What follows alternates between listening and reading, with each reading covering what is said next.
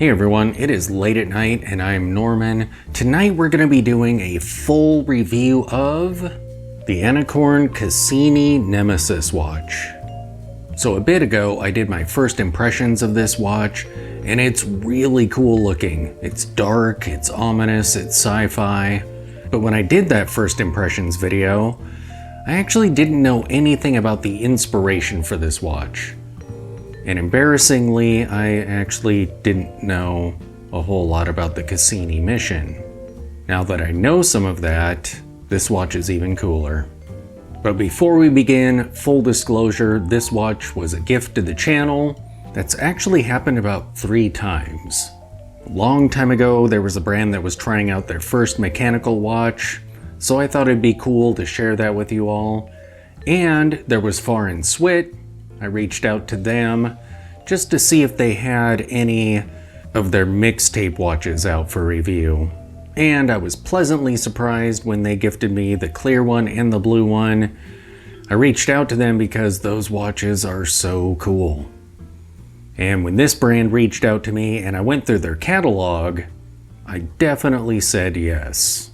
I love the designs that they've come up with. Their more serious sci-fi pieces are really cool looking, some of their NASA watches. However, they do fun, whimsical, artsy pieces as well, and that is right up my alley. I love swatches and the old designs that were on Project's watches. I just love that stuff. Just art for art's sake. So after perusing their catalog, I was a fan. But just so you know, that's how this watch ended up in the studio. Before we take a closer look at this watch, let's go over some of the inspiration for this piece. So let us begin.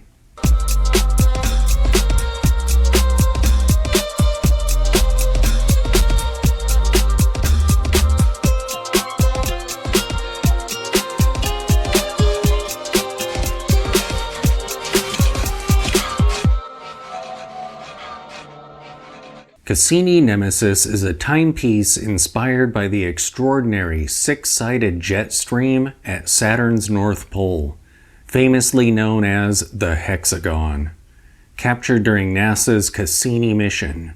I mean, Saturn is my favorite planet. So as I was digging into this, I was like, yes. I mean, that is crazy looking. That would be so cool to live on a planet with rings. The Cassini spacecraft orbited Saturn for more than a decade, giving us unprecedented insights into the planet's inner and outer workings. It was primarily a NASA mission, although it also included a craft called Huygens. Huygens? Built by the European Space Agency and the Italian Space Agency, and landed on the surface of Saturn's largest moon, Titan. The mission launched in 1997, flying past Venus and Jupiter on its way to Saturn.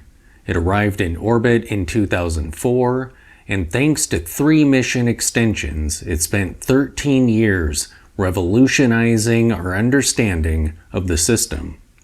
It took more than 450,000 images, discovered 6 named moons, and taught us about not only the Saturn system, but the possibilities for planets and moons everywhere.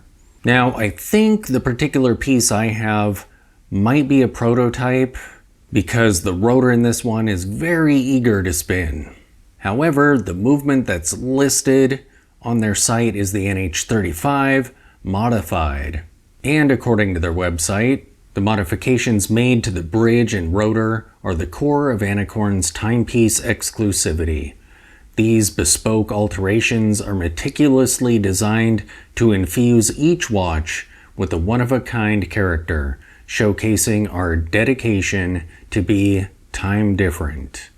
Alright, enough talk, let's look at the watch.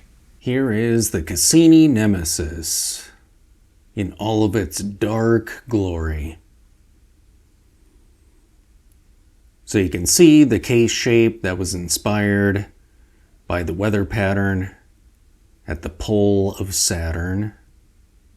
The AR coating looks really cool when it turns blue like that. And the case is also quite unique. Let's begin with the bracelet. So you'll notice that the entire surface of both the bracelet and the case itself is sandblasted and PVD plated. It has a butterfly clasp and it's pretty good quality. When I received this, it was already sized for my wrist. They had asked me for my wrist size and were kind enough to remove links, so it was ready right out of the box.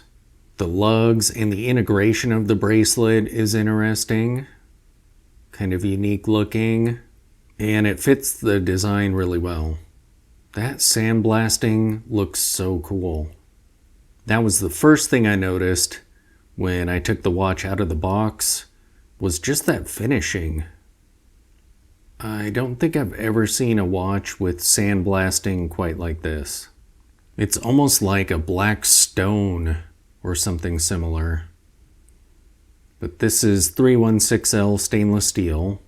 It has an exhibition case back, calling out a Japanese movement, and the water resistance. Looking at the sides of the case, we have an offset crown at the 4 o'clock. It's a thick case. However, the way this angles in, it's a bit deceptive. It wears a bit thinner than it looks when it's off the wrist and we're kind of looking at it this way. The crystal is fun with all of its distortions. And everything about this watch is so black. It's very cool. There's a bit of white here and there on the dial and the ends of the hands there. This is a no-date piece. The wheel is super interesting, and then the center of the hands are kind of covered up there by that piece that also has the hexagon shape to it. It is a very dark watch, so it's interesting trying to film it. There you can see there's a little bit of etching in the dial, some interesting shapes there. I feel like the text looks really good on this. It's very sci-fi. It looks like some kind of spacecraft. So let's pop the crown and watch what happens when we start rotating the hands. There is a ghost date position. So if that bothers you, sorry about that. So look at this. The wheel is kind of offset, so where the hour is, it reveals the hour indices, which fit right into that opening at the end of that hand. And the indicators themselves are sandwich, so they're cut out of the dial.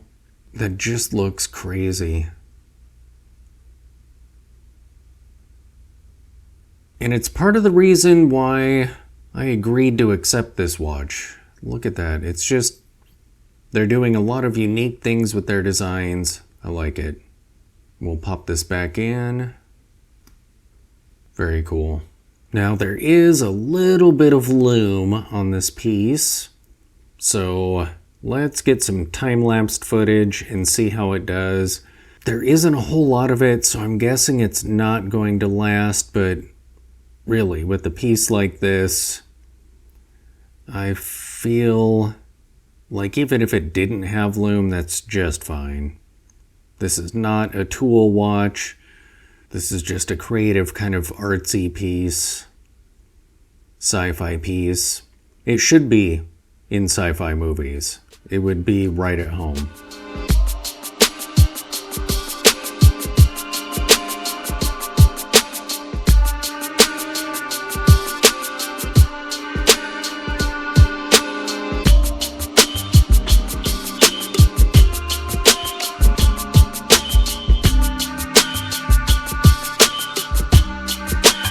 Alright, the lume actually wasn't terrible.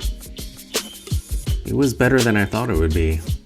As for the specifications on this piece, the movement inside it is an NH35-ATD, so it's a modified NH35. At least that's what's listed on the site. This one might be a different movement if it is a prototype. So it has typically 41 hours of power reserve. The case size is 42 millimeters. The case height is 14.6 millimeters. The lug-to-lug is kind of difficult to measure. I think I got about 45 millimeters for a lug-to-lug. The case finishing is sandblasted, PVD black plated. The lume is Superluminova BGW9, blue emission. The crystal is an AR coated sapphire crystal.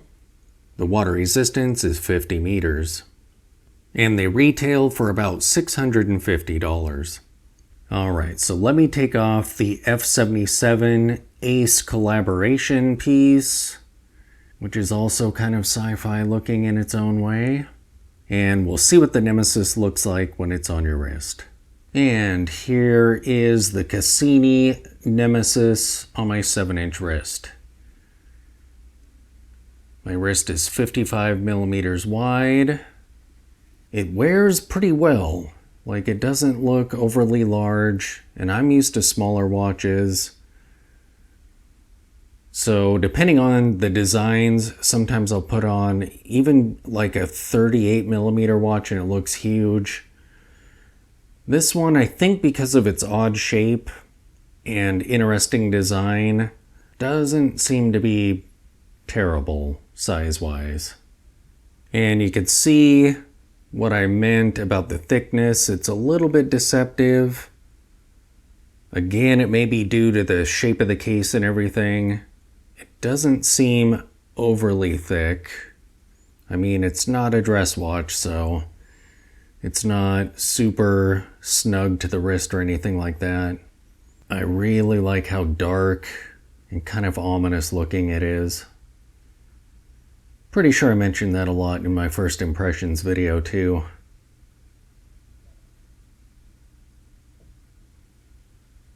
Very interesting design. I love the space look of it. And it was inspired by Saturn, my favorite planet. Very cool. So there you have it, the dark and ominous Nemesis. Thanks for watching.